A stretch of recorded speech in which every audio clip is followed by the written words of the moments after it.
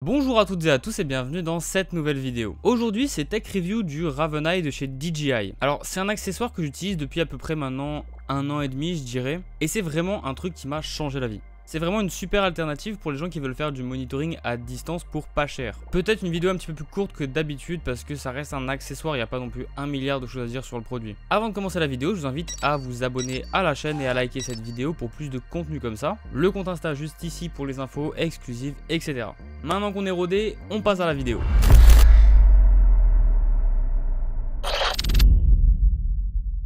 Déjà, faut savoir, moi le Raven je l'ai eu dans le pack combo du RS4 Pro. Donc ça venait avec le pack et ça coûtait 1100 € à l'époque où je l'ai acheté. Là, je vous parle du pack complet. Sinon, ce petit bijou, il vous coûtera entre 100 et 150 € selon si vous le trouvez d'occasion ou neuf. Alors pour ceux qui sont toujours pas convaincus du produit, parce que c'est vrai que si j'explique rien, ça reste un boîtier avec des petites antennes. Mais rassurez-vous, c'est quand même bien plus que ça. Ce petit boîtier, il va donc se brancher directement sur votre setup Ronin ou sur votre caméra d'ailleurs, simplement en Oxshow. Et c'est tout simplement un transmetteur Wi-Fi. Alors effectivement, je sais ce que vous allez me dire. Oui, bah y a rien de fou, c'est juste pour connecter un retour vidéo. Et non, c'est encore mieux que ça. Son utilité première, c'est effectivement de nous permettre un retour vidéo depuis notre téléphone ou notre tablette ou en fait tout ce qui peut se connecter au boîtier en utilisant l'application Ronin. Mais justement, couplé au Ronin, c'est là où ça devient vraiment très intéressant et vous allez me capter.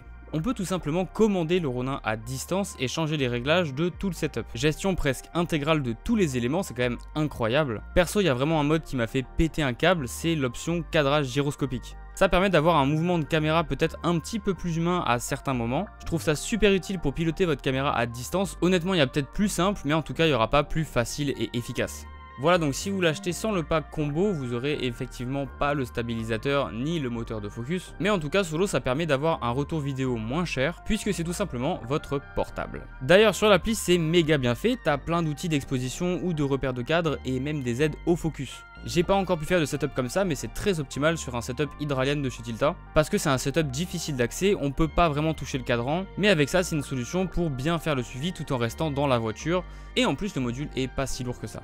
Alors évidemment, ça reste un module Wi-Fi et Bluetooth. Donc bien sûr, il y a des fois où il y a un petit peu de latence et on sent parfois que c'est saccadé. Mais là pour le coup, c'est soit un problème de distance, la caméra va jusqu'à 100 mètres de portée, pour une résolution en 1080p. Soit un problème d'obstacle, donc lié au mur autour de vous. Ou encore un problème de connexion de votre téléphone, ça arrive rarement, mais quand même. Alors évidemment, ça ne remplacera jamais un moniteur vidéo comme un Atomos ou un Lilliput, parce qu'on va vraiment pas avoir la même résolution, déjà 1080p maximum pour le Raven. Donc en gros, moi je vous recommande ça si vous faites un petit peu de contrôle à distance avec votre setup, ou même si vous filmez tout seul, ça peut être intéressant. Mais pour un setup run and gun par exemple, là je recommanderais plus un Atomos Shinobi, parce que ça reste plus fiable et plus réactif avec une batterie V-Lock. Bon, assez parlé de l'aspect technique, maintenant on passe à la notation et aux avis.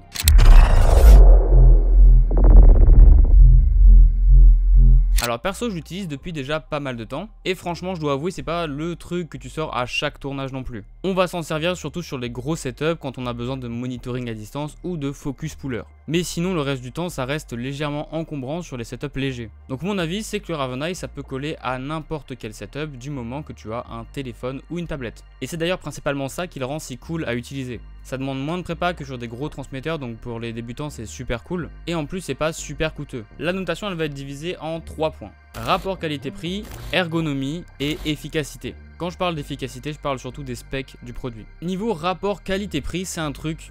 Honnêtement, ça bat tous les records. Entre 100 et 150 balles pour un truc qui transforme votre téléphone en moniteur, focus puller ou encore pilote à distance. En vrai, c'est vraiment un truc de dingue, hein, c'est insane. Voilà donc pour moi ça sera un 10 sur 10 puisque ça respecte complètement la promesse. Sinon en termes d'ergonomie, là j'ai un petit peu plus de choses à dire. Le boîtier a une bonne taille, c'est pas ça qui m'embête, c'est surtout l'attache qui va me poser problème. C'est un Oxshow, alors je dis pas que c'est pas bien, hein, c'est adapté pour le setup Ronin. D'ailleurs en fait je pense que c'est fait pour, mais j'aurais bien aimé avoir un adaptateur pour pouvoir le mettre autre part. Vous pouvez bien évidemment l'attacher sur une caméra, mais il vous faudra une cage. Donc pour l'ergonomie, moi ça sera 6. Je sais, je suis un petit peu dur, mais la compatibilité c'est super important. Ok, dernier point, l'efficacité. Ça fait un taf plutôt correct, après c'est pas non plus le top du top en termes de qualité. Vous aurez un peu de latence, une résolution bof bof et des couleurs un peu déréglées en fonction de votre tablette ou de votre téléphone. Donc c'est pas non plus un banger en termes de qualité, mais s'il vous faut quelque chose de rapide à installer et qui fait un excellent taf, parce que je le rappelle, mais si vous voulez pouvoir faire ça avec un gros setup cinéma, ça va vous coûter plus d'une centaine de milliers d'euros. Et là franchement pour un truc qui rentre dans la poche, c'est littéralement une relique de classe S. Voilà, donc pour moi ça sera 8 sur 10 et les points que j'enlève c'est à cause de l'aspect technique tout simplement. Ça lui fait une moyenne de 8 sur 10 qui fait un assez bon score pour que je vous le recommande. C'est vraiment un truc qui va rendre vos tournages plus clairs et vous pourrez aborder ça avec un petit peu plus de facilité s'il y a plusieurs postes en lien avec la caméra. Et en plus même en solo c'est super pratique pour avoir le retour sur le téléphone. Le sans fil ça évite aussi le câble HDMI de 3 mètres qui pend sur la poignée et qui tire un petit peu sur la nacelle du Ronin. Enfin bref, voilà, c'était la review du Raven de chez DJI, j'espère qu'elle vous aura plu. Si c'est le cas, n'hésitez pas à me le dire en commentaire. Vous pouvez aussi liker cette vidéo et vous abonner à la chaîne pour ne pas manquer les prochains contenus. J'ai vu récemment qu'on avait atteint la barre des 300 abonnés. Je tenais à vous remercier parce que peut-être que pour vous 300 c'est rien, en tout cas moi de là où je suis parti, en tout cas c'est énorme. Voilà, donc merci beaucoup pour la force. Moi je vais continuer de vous pondre des petites vidéos et des concepts sympas comme ça. En tout cas moi je vous laisse et je vous dis à la semaine prochaine pour une nouvelle vidéo. Allez, ciao.